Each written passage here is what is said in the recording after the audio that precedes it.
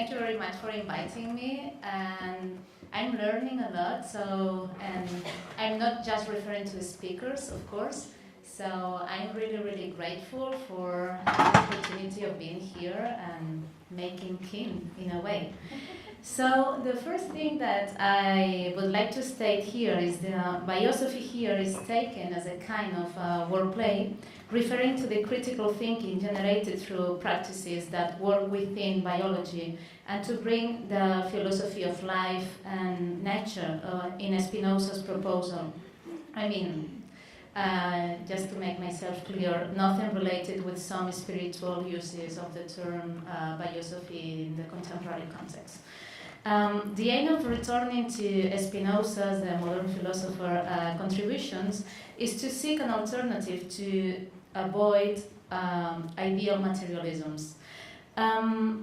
It's an alternative, or maybe an attempt, to create practical knots of existence. It should be said as well that in the context of this proposal, I'm referring to Spinoza thought by Deleuze. In the third part of the Ethics, Spinoza argues that each mode strives to persevere in its being. Strives means conatus, in a way. Sorry for this lack of rigorousness. In a nutshell, every mode strives to persevere in its being, so each mode, conatus, is the actual essence. That is, for example, a tree which is just to strive in a certain tree-like way. That it means that every being that exists is striving to survive, what we could call as potentia. Spinoza's contributions are so important for the natural cultural continuum and the composed humanisms because his philosophical claims are directly related to matter, having a particular proposal that in contemporary terms we could name as an entangled potential to persist, to maturing. To Spinoza, the essence of every mode is striving to persist, and precisely in this point, Spinoza proposes that if these modes are the ways of being of the substance that possesses all the attributes, sorry for that, they exist in the attributes of the substance, they are taken in the attributes. Consequently, and this is one of the fundamental contributions to contemporary theories, there is no hierarchy in the attributes of substance, what we could call nature in Spinoza's philosophy, in a way.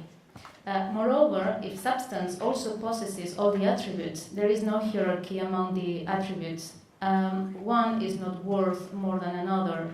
The substance is pure in determination.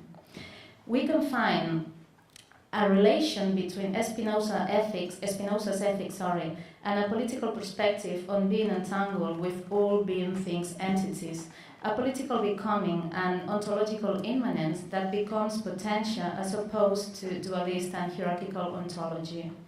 Immanence is essentially anti-hierarchical in terms of Deleuze, because all beings exercise as much being as there is in it, a becoming of beings in being. And here we find the subversive strength of Spinoza's monism. All beings are the same. All beings being entities of being are the same in their difference. It is precisely this difference that connects us with some proposals related to evolutionary biology. Taking Lynn Margulis' contributions, the symbiogenesis brings together different entities to create larger and more complex entities or multi-unitarian individuals. In Symbiotic Planet, Margulis mentions the example of Ophidium, sorry for the pronunciation, with these green jelly balls, which help us to introduce the problem of individuality. As we can see in the image, each individual organism is in fact a group, a pack of microbes bounded by a membrane that looks like a single individual and acts as such. Of course, mere referring to the term organisms is complicated, so I would like to mention a couple of Tim Ingold's contributions that I consider pertinent. To Ingalls, the organism is the continually changing embodiment of a whole history of previous interactions that have shaped its life course. And in the same way, the environment exists only in relation to the organisms that inhabit it and embodies a history of interactions with them. So as long as the processes of organismic differentiation is continuous, the organism should be seen not as an entity, but as a multiple processes of entanglement, and as Johannes Ilinska remarks, as a temporally unfolding set of relations that keep making and unmaking the topological boundaries, the boundaries that have hyperstimulated the collective imagination with this image of aseptic evolutions. So back to Margulis, let me quote: if ever journey for extended periods, ever journey for extended periods in outer space, and they will never be machinate and barren as Star Trek. The vision of astral engineering emancipating us from our planet mates is not only tasteless and boring, it borders on the hideous. No matter how much our species preoccupies us, life is a far wider system. Life is an incredible complex in the interdependence of matter and energy among millions of species beyond and within our own skin. Without the other, we don't survive. These Earth aliens are our relatives, our ancestors, and part of us. They cycle our matter and bring us water and food. Our symbiotic, interactive, interdependent past is connected through animated waters. And these animated waters reminds me to the fluidity of flows. For Deleuze and Guattari, being a subject or being an object no longer matters. That is to say, no longer matters in terms of rhizomatic flows. We are never molecular or nomadic. We've been always becoming molecular or nomadic. So on the fluidity of flows, one of my questions is how the matter becomes constitutive matter in the natural culture continuum within biotech interactions. So let me show a proposal. Prototipome is a collaboratory composed by ANGAR, the Barcelona Biomedical Research Park, DIY Bio Barcelona, Fabratory, and Petxblenda. Some of you know pretty well the project. The Petxblenda is a transhack feminist lab. They are a node of bacteria in a way, and from the lab also emerged specific tentacles as gynepanks, a lab for radical collective managed gynecology. So the collaboratory aims to revisit, rethink, co-design, and co-develop processes, tools, and technologies for biological exploration from a transhead feminist and queer perspective, and focusing on low-cost diagnosis for health collective management. The open residencies program of Prototipome has consisted in meetings among hackers, artists, makers, grassroots collectives, citizens in a general way, no citizens as a privilege, and scientists collaborating on biological exploration, particularly applied to health diagnosis. So, very briefly, I would like to show you some of the projects selected. I had the opportunity to be a jury member. So the first one is Transplant, a transdisciplinary hybrid plant-human-animal-machine project developed by Quimera Rosso, a project based on collective experimentation as well as a process that commits a body in an inter-bioform transition. The development of this project is based on the interaction between different axes aimed to produce changes of subjectivity and to deconstruct narrative that presents body as a unity. The next project who was selected is Open Source by Mary Magic, who is here. So just 2 words about it, because Mary will explain it tomorrow in a proper way. The purpose is to explore the various ways that estrogen performs molecular colonization. Open source estrogen points out questions such as who is allowed to engender toxic environments, or can we hack this toxicity to disrupt sexual identities. It's about becoming agents of resistance, creating do-it-together tools and practices to create new forms of mutating subjectivities, doing a kind of a social mutagenesis. Another one of the projects by Ryan Hammond, who in fact has been working together with Mary and Paula Pin during the residency, is open source gender codes. It's a project focused on developing an open source platform for the production of sex hormones. The project seeks a functional outcome, a gender political power graph, an organ owner manual, a hormoculture transdisciplinary transorgasmic query. Touchy, yeah. Yeah. And the last one is a project developed by Rita Bu, who has been developing a project aimed at detecting problems such as candidiasis, maybe you know her, thanks to the production of small acrylic plates with 4 small channels that they built by Control Numeric. So these projects provide the possibility of performing other entities' subjectivities or processes in order to finish not just the ideology of gender, but the imposition of a dualist anthropocentric ontology.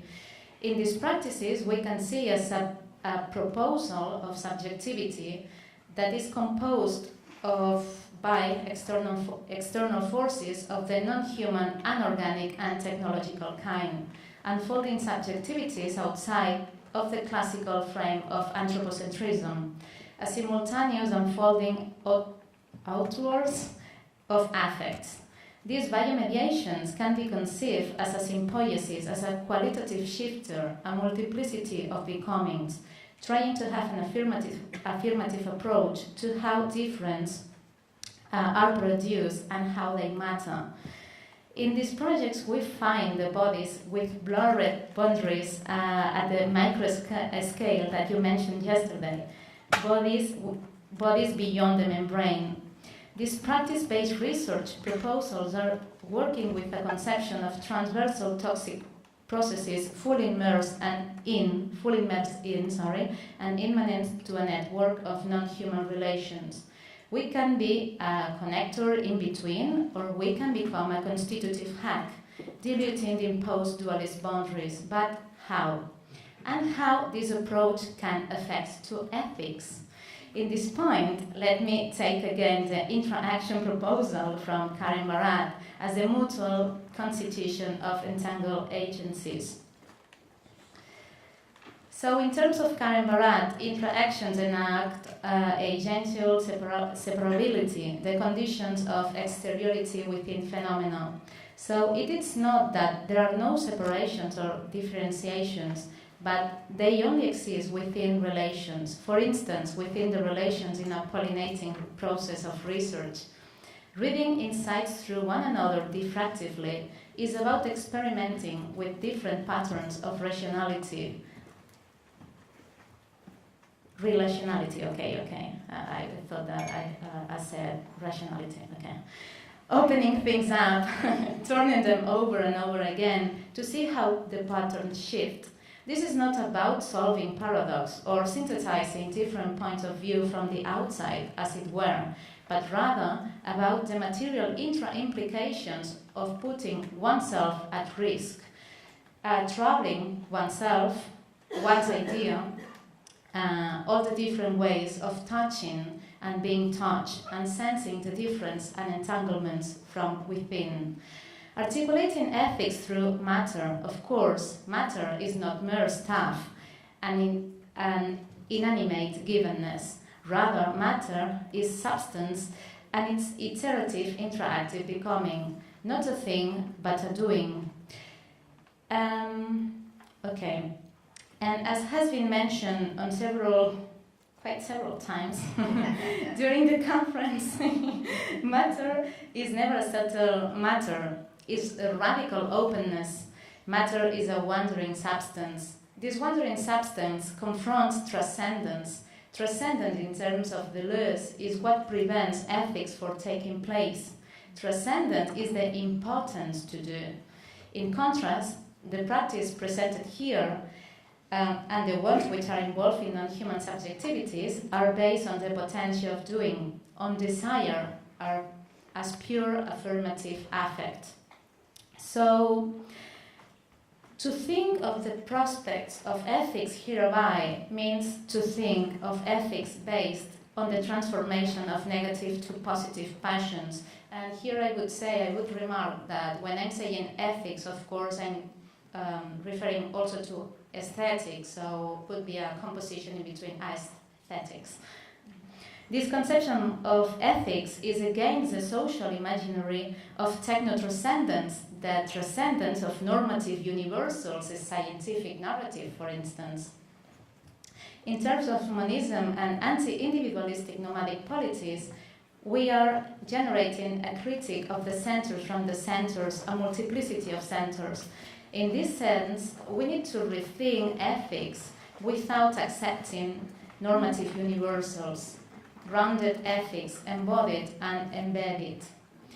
What we call ethics here is not anymore about what must we do, but how are we entangled? Or in terms of Karen Barat, we could say, how do we measure? So the projects we have seen over the past 2 days and the ones we have yet to discover are not conceived here solely as Sympoiesis, but as poetics, if I may. The poetics of the unspoken, the poetics of the unthought, the poetics of babbling. They are not just inventing notions, but inventing ways of perceiving, which, at least to me, evidences the proposal of Donna Haraway that this is an ongoing arche, an ongoing beginning. So as long as we are very much part of nature, we are all entangled by a symbiotic toxic interdependence. We are all strange strangers, mutually enmeshed, flowing towards an alien Sympoiesis. These projects are potential generative nodes to overcome anthropocentrism, and this is why it's so important to pay attention to how we explore, to how we are pushing boundaries, in order to be aware of the ethical onto-epistemology, because even trying to overcome the anthropocentric paradigm, we can go back to essentialist approaches and turn the post-anthropocentric into an oxymoron. So to conclude, as Karen Barrett remarks, maybe it's time to listen carefully and flow in this becoming indeterminacy. Understanding ontological indeterminacy as a radical openness, as an infinitude of possibilities, and I quote, "The indeterminacy at the heart of being calls out to us to respond. Living compassionately requires reorganizing and facing our responsibility to the infinitude of the other, welcoming the stranger whose very existence is the possibility of touching and being touched, who gives us with both the ability to respond and the longing for justice to come." Thank you.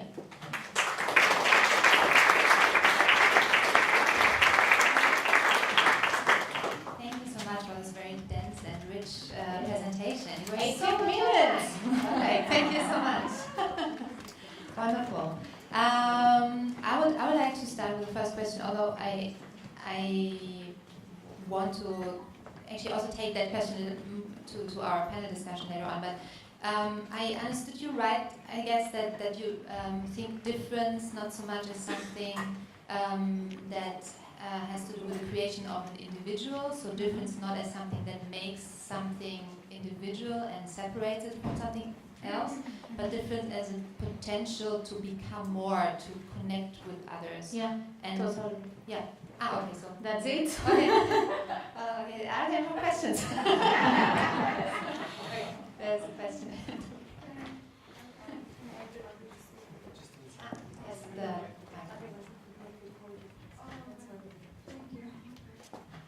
Hello? Yeah.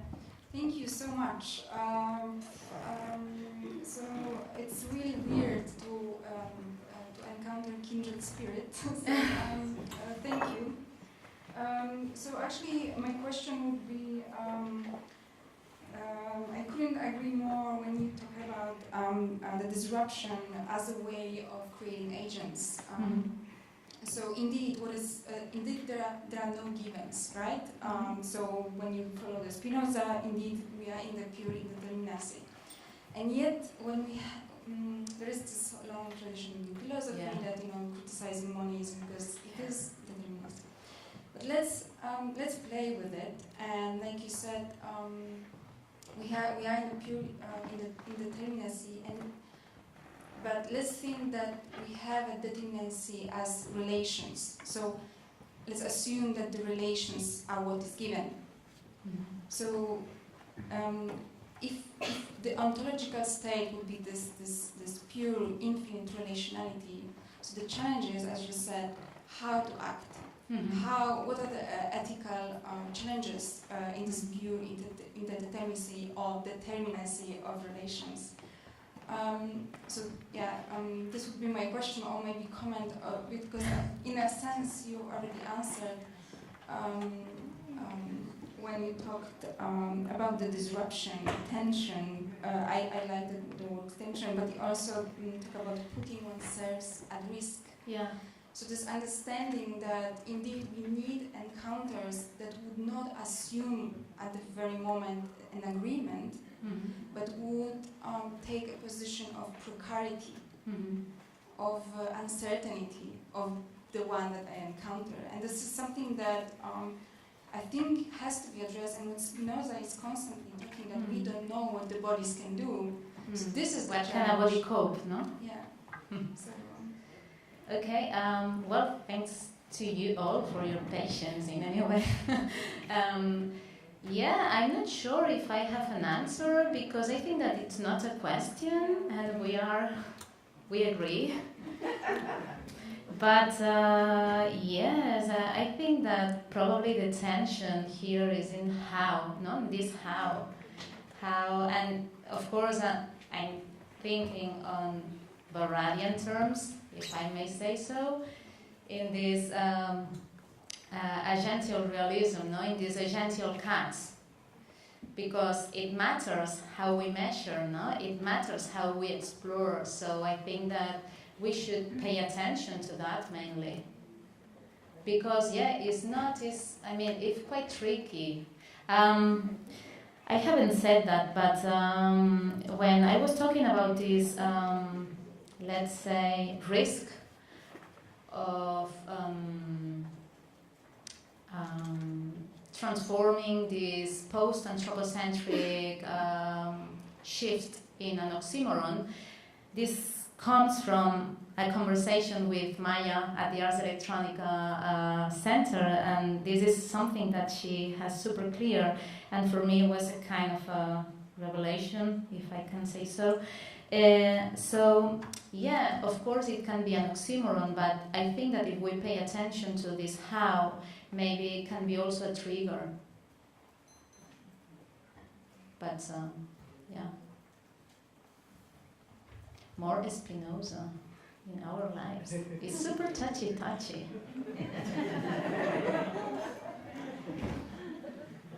Are there more questions from the audience? Then I would like to invite the other two speakers up here. How much time do we have?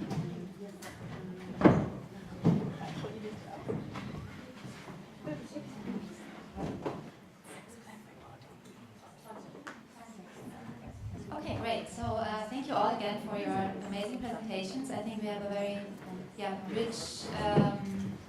rich round of positions here from very different disciplines, and still a lot to talk about. And I would like to open with a question and stay a little bit with the notion of difference, and understand maybe from your individual practices, how you encounter and deal with the difference. Because, as you, Daniel, said earlier, this difference between boundaries, species boundaries, seems to be challenged a little bit through the research of mutualism, and also Heather, in your work, I see like this creation of difference in a certain way, maybe as this engagement on different levels with topics without really like aiming for meaningful or round, not of course meaningful, but like a easy outcome or a fast outcome or something like that. So how do you deal in your practices with differences, and are they allowed to stay, or is there this drive of banishing them? I think it's a very nice question.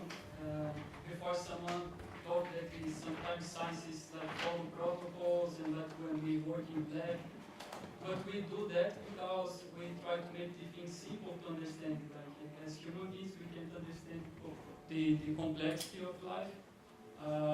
In our lab, we study what we call microbial ecology.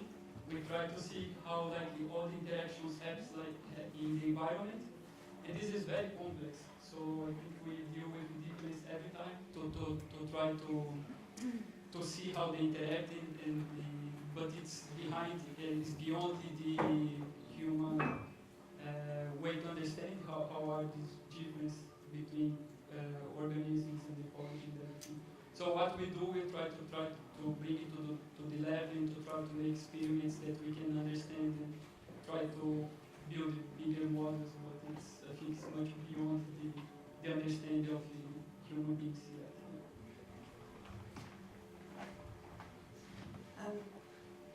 Easy and fast outcomes I don't agree with, and I'd be interested to know what you mean by that. But maybe incomplete or partial or impermanent outcomes. In terms of difference, I think one of the things I think the slime mold offers us as an organism is something that is incredibly different from us, very alien in terms of its morphology, its existence, its Umwelt, and how it, its kind of subjective reality. Yet, it displays behaviours that we can identify with, and we may relate it to cognition or consciousness or intelligence, and I think it then begs very interesting questions about epistemological and ontological questions about how we know the world and how we are in it. So I think I play on difference and similarity, and kind of zooming in and out, and rather than going for binary oppositions, sort of permeable membranes between forms of knowing and forms of being. Well, what to say about difference? Well, I think that, of course, in my training in philosophy and working on philosophy as well, not always with a salary, which is even you are working. Yes. Different is a condition of possibility. So when I was referring to difference here, of course, it was in a constitutive way.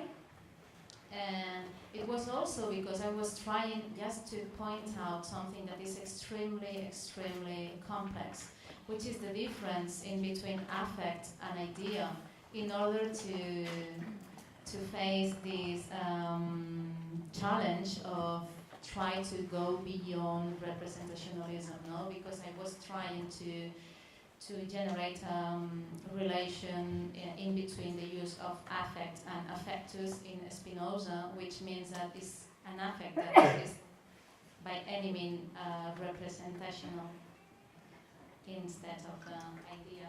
So for that reason, for me also, differences are so important, a condition in order to generate, well, not in order to generate, is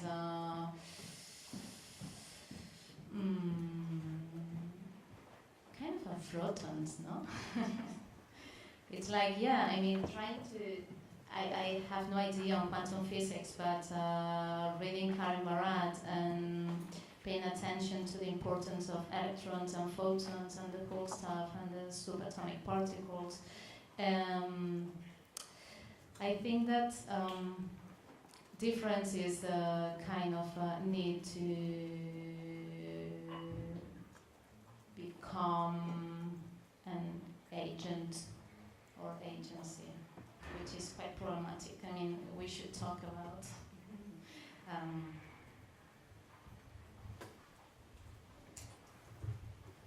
Yeah, that would have actually been my next question, because if we talk about difference and also the how of something instead of understanding the what of something, I think it's very hard to pin down knowledge. But what can we know is maybe an easy question for the science, but how does something process, how does something become is very hard to grasp in a non-representative way. And I wanted to ask you if you can relate the question of difference and becoming to terms like subjectivities and agencies, or agency, and if you think that we can still somehow tackle these terms in any way in our discourse that we have today, or do we need yet again new terms, new terminology?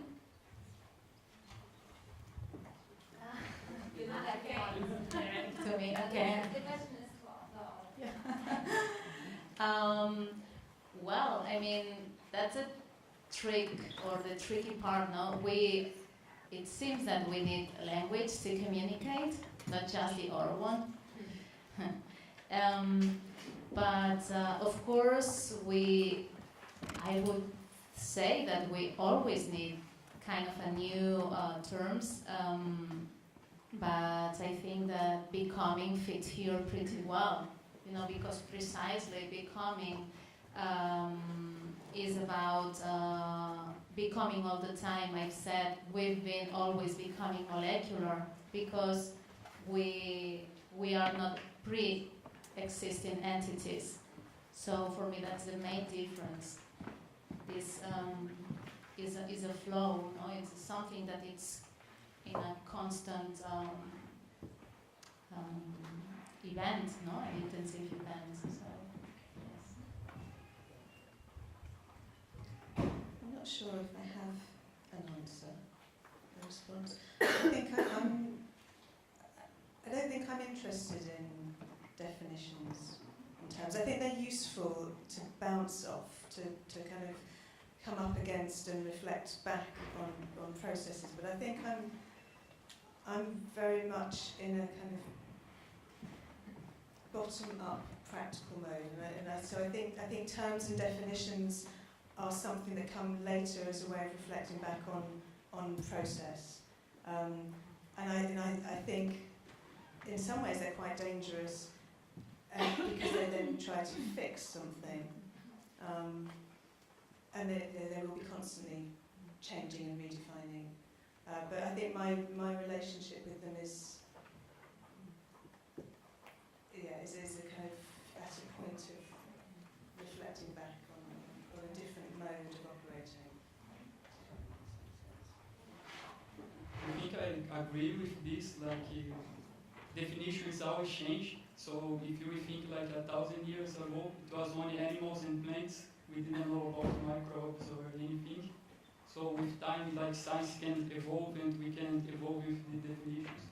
And it was the same thing, the question that I received, maybe this is not the best tree, but this is the best tree that we have now. So this is what we use in databases to store the genes and the information that we use. But maybe in 10 years or, I don't know, 100 years, the definitions will change. So everything is based on the difference. So we want to see what are the differences and how we make the concepts based on this difference. Are there questions from the audience? Yes, there are so many hands. I see 3 hands here in the front, and then Tash. I congratulate the organizers, and in the whole event, this struggling with words, because our words are always in the way. And a cabaret guy in New York once said, if you cannot communicate, why don't you shut up? I have a question to any one of you. There is the R-rational, there is the irrational, and the U-rational. And like the R perspective, maybe you've heard about Jean Gebser, and he was 100 years in the struggling of suddenly space came in and time came in and the modern painting came in. This is what I'm really concerned with since 30 years with someone who worked 30 years with Jean Gebser. The second, more important, I see you're struggling. We do, and maybe you know about it, an international encyclopedia of systems and cybernetics, where we now, in a third volume, a beta version, which is electronic, so not in these big books anymore, take all the terms you use and with a high note explain which discipline is understanding what of leverage points, bifurcations, and all these difficult words. So 2 questions, because the struggling for words was really what made Gebser write these books in the 20s, and only 60 years later it gets translated into English. So you see what the problems are. Was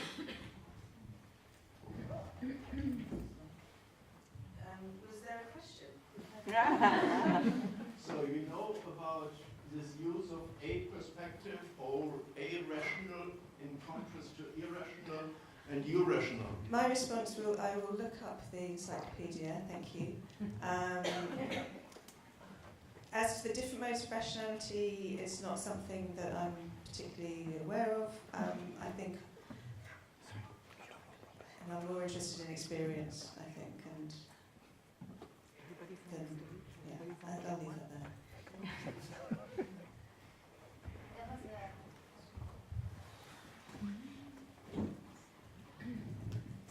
So I just have a quick challenge and a question. I think that humans cope really well with complexity. I think that scientific reductionism doesn't cope well with complexity. And I'm also curious as to, you all kind of deal with touch. And Barad talks about touch being never touch because it's always an electromagnetic repulsion, right? And I'm just curious as to how you all think about sort of the gap between surfaces or the gap between entities or touching.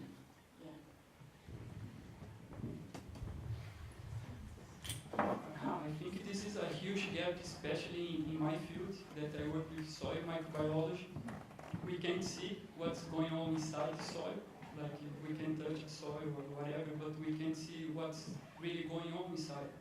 So I think there is a big gap about not only in science, but in like what we can understand about that. If we can see, like, how can we study that? So we use the techniques that are available. I talk with someone like, oh, why everything is about DNA now? Because this is technology that we have available now. So there is a boom about DNA sequencing, the machines are cheaper, so we can use this, we can study more about that. But maybe there are other things that we don't know because we can't see. So as soon as we have better techniques or better ways to touch it in other ways, we can understand better the process and be in touch with this other organism.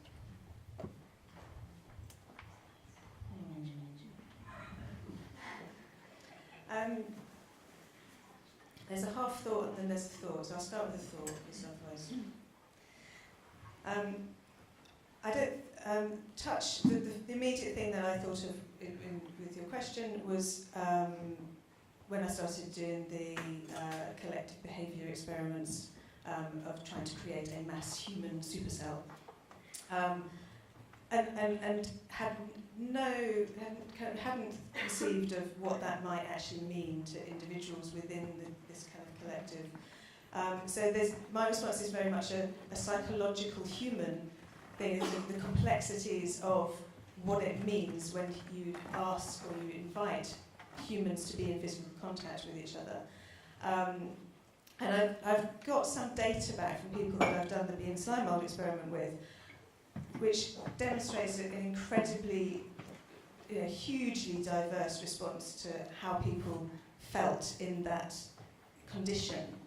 And it's something that I'm kind of thinking about in terms of responsibility of setting up an experiment of that nature and taking these things into consideration, because it depends on kind of culture and character and discipline and expectation and context. So that's when you say touch, that's the thing that I think of in relation to the work and the things that I'm thinking of, and the responsibility as a facilitator creating something of what you know, and when you're saying you're relinquishing control, there's still a responsibility to what's happening within a certain dynamic. Well, I'm not sure that I have an answer, but yeah, I mean, almost since 2 days ago, we've been referring to touching related to classical physics, no? And the problem with the surface, and it's completely different in quantum theories. So, yeah, I mean, what I can say is that I have a huge gap trying to cope with touching in quantum theories, because, I mean, I have a huge gap in my toolbox. So I'm trying to articulate new tools in a way, as long as I'm reading on quantum theories, but I don't have an answer for that. I think there was a question there, yeah.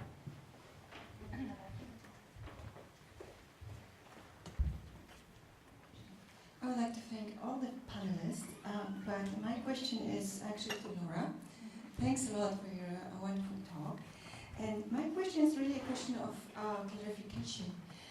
Perhaps I just missed something, but I would like, and as philosophers, we work with concepts a lot, right? So you mentioned biosophy, yeah? And could you elaborate on this concept a little bit? Because, you know, this whole group of concepts that I understand would be around, like resonating with that one. And one would be neo-vitalism. The other one could more sort of go direction of Zoe, because if you refer to sort of Spinoza and then Deleuze and all the newest work within that lineage, then it's rather Zoe or Zoe than bios. And then you chose this bio really to refer to, right? Like bios. So what do we gain if we use this concept? And how does this concept resonate with the other concepts that I mentioned? I just would like to situate myself a little bit more within this conceptual world. Thank you. Well, yeah, thank you very much for the question. Yeah, the fact is that it's the first time that I use biosophy in a talk. But I told you I told at the beginning that it's a kind of a wordplay. And it's a wordplay because I decided to use biosophy since I'm learning together with biohackers, with biohacking practices. And because this biosophy, it means, of course, implies bios and zoes, both, with the inherent problematics on that. And of course also because implies biopolitical and bioethical questions. And as well, trying to remark and point out in a way what you were talking about the other day, yesterday, no? Trying to go beyond biology too. So it's a kind of an experiment in a way. I'm not sure if I'm answering your... Yeah, okay. Thank you. Other more questions?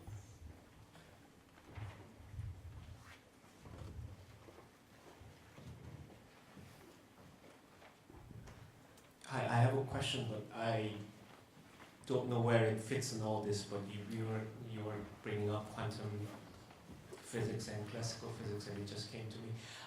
So apparently, 50% of the Americans believe the sight is because stuff is coming out of your eye, at some little beam. That's how you see it. Whereas we know that it's the other way. The light is reflected beam on an object that you perceive. The classical physics will tell you that matter is 99% empty. there's a quark, and there's an electron spinning around, and there is a probability you may find an electron, and there's also uncertainty. And the quantum physics will tell you that being observed has a value. Now there's an observed and observer, and now they're coupled. But the way I see it is how the experience changes, because even without knowing, we experience them. And you realize there's quantum physics, but the day-to-day experience that you are living in hasn't fundamentally changed. So how, in the perspective and sort of the theory trying to explain these agencies, is this advancement of physics and all these scientific explanations play a role?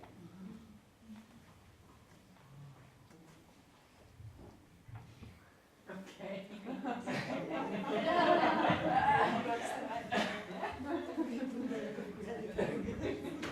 Thanks. Okay,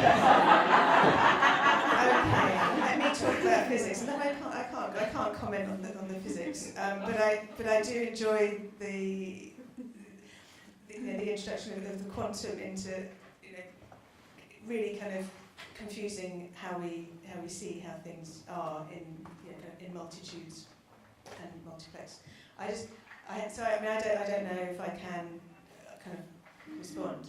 You need to respond to the physics, because I want to just take issue with you saying about knowing and experience as if experience isn't a form of knowing. But that's a pedantic response, so I won't do that. That's the physics.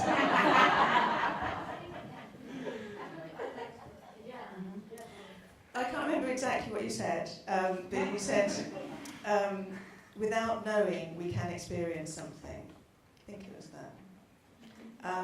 And that implies that knowing is a high-level cognitive thing that we know that we know. And there are many, many forms of knowing. And if we're looking at these other species, we can really clearly, evidently see there are other forms of knowing. There are forms of knowing through experience. So that was one just pedantically take a point. There's tacit knowledge that we build through experience. Anybody who's a practitioner in anything will understand that fundamentally, that you know how to play the piano from the experience of learning to play the piano. That cannot be transmitted through explicit knowledge transmission. I've now really bled that pedantic point.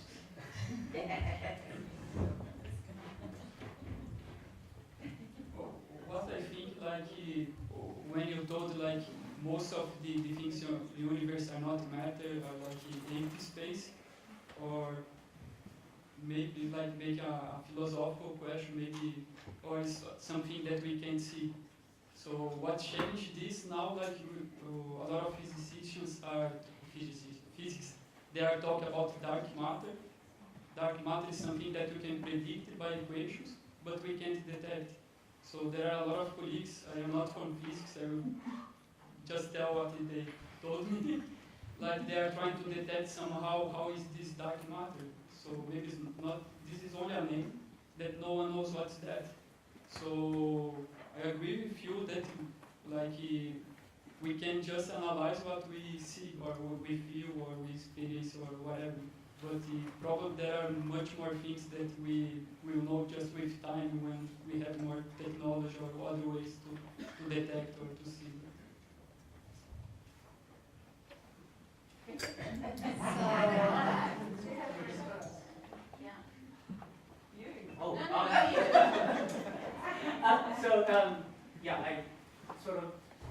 So in a scientific sense, I understand it, because before we didn't have microscope, we didn't know what the microscope was. Before the Large Hadron Collider or whatever, then we didn't know about the subatomic particles.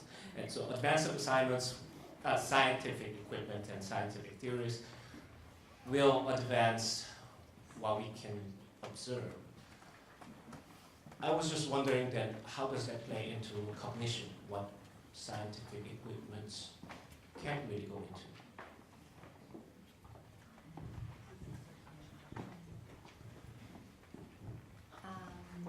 I'm afraid that we have to probably at this point. Unless someone has a clear statement towards that. So yeah, I don't know. I think we can just maybe say, obviously it's important to multiply the possibilities of experience, and we can maybe also learn from other organisms, especially mutualism, how we can anticipate knowledge through others and through relationships that we form with other organisms. And I thank you for all of your experiences that you shared with us today. And yeah, thank you for the audience to be here.